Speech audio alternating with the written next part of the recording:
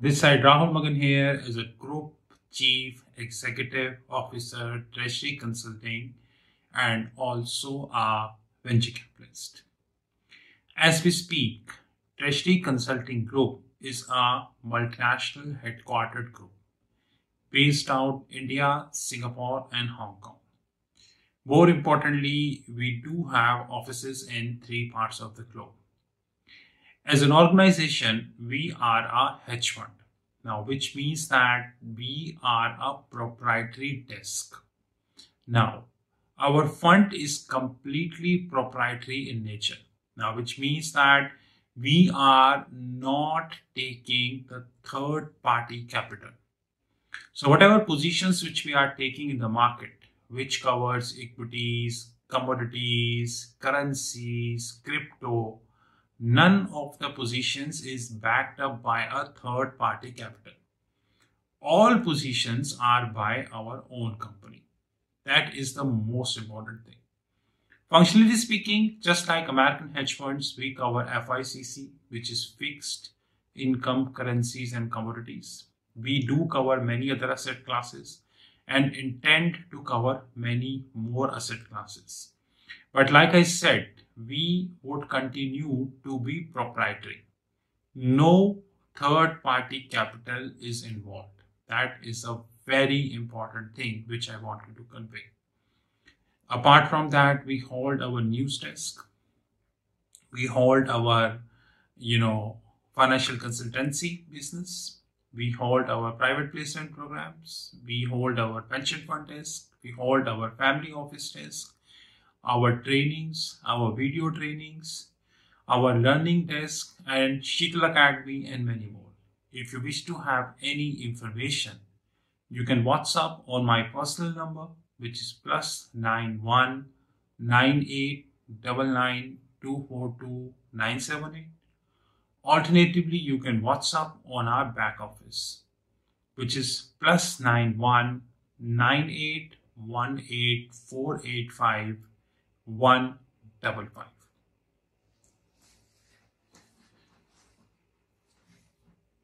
Indian investor is really at a very difficult position because Indian investor do not know where he is actually heading.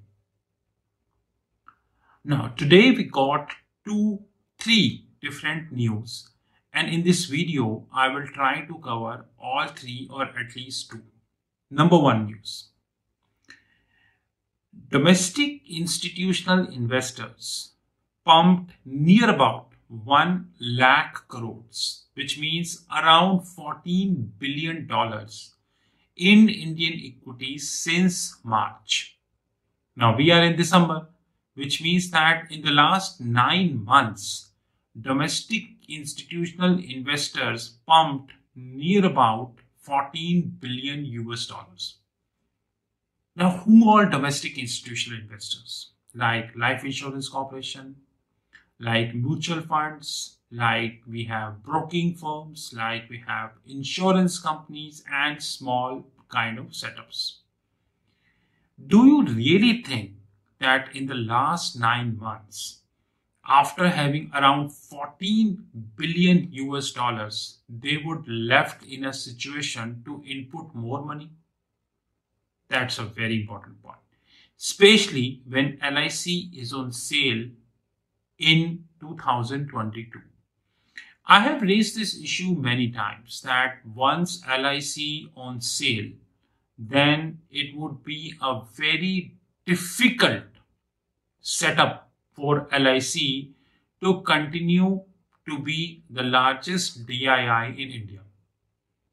Because currently whatever LIC do or does, it never reflects in the public. Yeah, if they are doing it today, after 2 months, if it comes in public.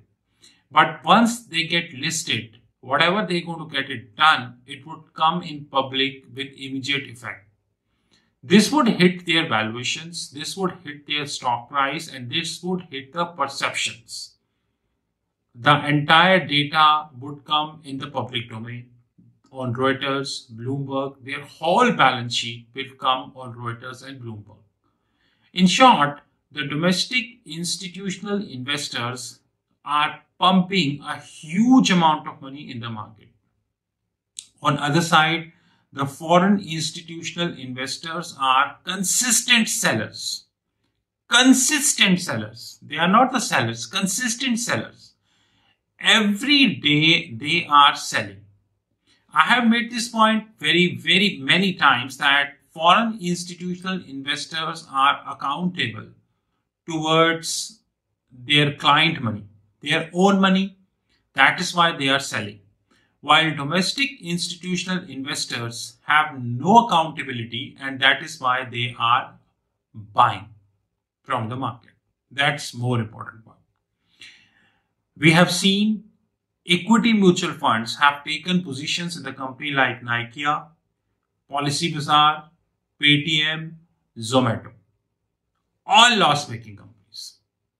Many people believe that Nike is a profitable company because they do not have any accounting knowledge. Since they do not have any accounting knowledge, they do not know there is a concept called retained earnings. And in case of Nike, it is negative. Similarly, like we have Paytm, we have Zomato, we have Policybazaar, all loss-making companies, common sense, have negative retained earnings. Like in the case of Paytm, it is minus 12,300 crores.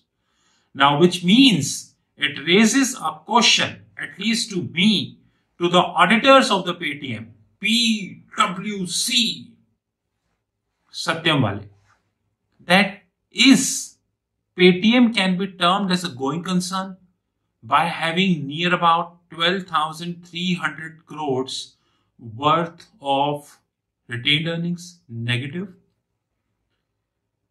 So domestic institutional investors' ability to pump money in India, that is really a concern, at least to me.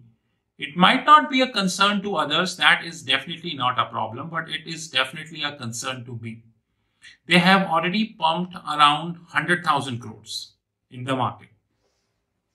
So retail investors need to understand that. Another important news which we got today, and that is really very important, I would like to say. UBS, United Bank of Switzerland. United Bank of Switzerland. Now, United Bank of Switzerland is being fined around 2 billion US dollars, which is near about 15,000 crores, you can say, in dollar terms. I don't think 15,000 crore is a small amount. 2 billion US dollars. I have shared the screenshot on our news desk, which is paid. UBS is consistently evaluating the Indian equities, and they have made many statements which are in the public domain. You can yourself check. And it is not the first time that UBS is fined. You please check on the Google, you will get to know. In fact, if you look at all big banks, which includes Goldman Sachs, JP Morgan Chase, Citi, Wells Fargo, Deutsche, UBS, and many others, they are fined on a consistent basis since 2008. And in none of the cases, they admit that they did the wrong thing, but they paid the fine. So you haven't made anything wrong, but you paid the fine. Now the biggest question which we need to evaluate is that these banks who are fined billions of dollars outside India is being allowed to evaluate the Indian equities. And many novice investors of India are investing in a stock based on the recommendations by UBS. Really tragic thing. Please try and understand this.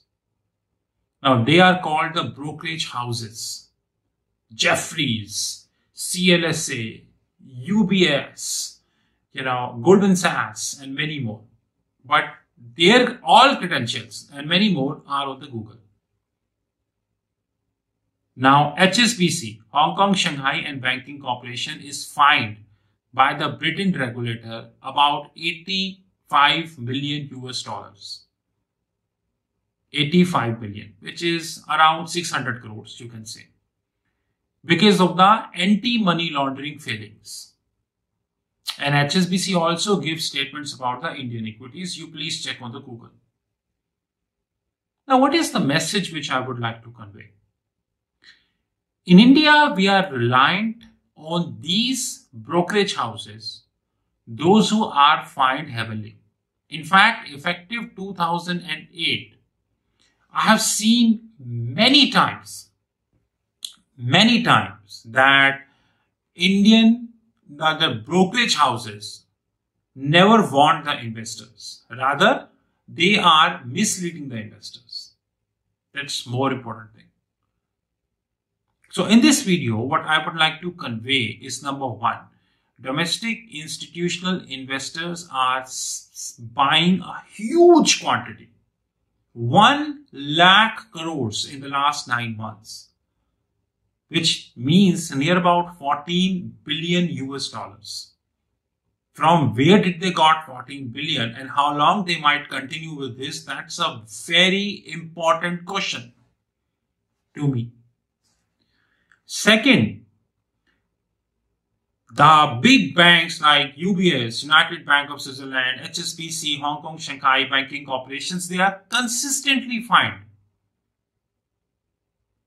Like in case of UBS, it is about 2 billion. In case of HSBC, it is about $85 million.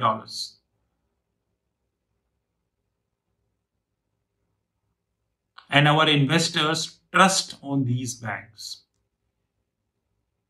Now just think about that, what I would like to convey. This is Rahul Magan from Treasury Consulting Group. You know my personal number, which is +91 9899 242 978. +91 9